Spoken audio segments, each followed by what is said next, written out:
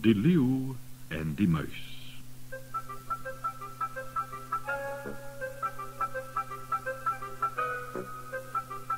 Eendag, op 'n baie warm middag, lê 'n leeu in 'n donker spilonk in rus. Hy wil net aan die slaap raak, toe 'n muis oor sy neus skarrel. Met 'n kwaai gebrom klap die leeu die muis teen die grond. "Hoe durf jy my wakker maak?" brul hy. "Ek sal jou vermorsel."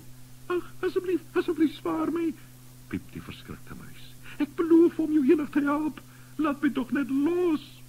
"Dit is baie snaaks," sê die leeu. "Hoe kan 'n pieperige muisie soos jy 'n groot sterk leeu soos ek help?" Hy begin bulderend te lag. Hy lag so baie dat hy sy poot oplig en daar gaan die muis. 'n Paar dae later jag die leeu in die woud. Hy dink tog so aan die kos wat hy gaan vang, toe hy oor 'n tou struikel wat styf oor die paadjie gespan is. Oombliklik val 'n reuse net op hom en verstrengel hom. So sterk soos hy is, kan hy nie loskom nie. En terwyl hy worstel en rondrol, span die net al stywer en stywer. Die leeu begin so hard brul, dat selfs diere buite die woud hom kan hoor. Een van die diere is die muisie, wat in 'n koringkorrel knabbel.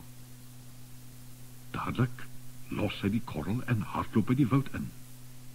"O, magtige leeu," piep hy, "as jy net stil sal lê, sal ek jou help wegkom." Teen die tyd is die leeu al so moeg, dat hy graag agteroor lê, en kyk hoe die muis deur die net se toue knaag. Hy kan dit skaars glo toe hy 'n rukkie later besef dat hy vry is. "Jy het my lewe gered, muisie," sê hy.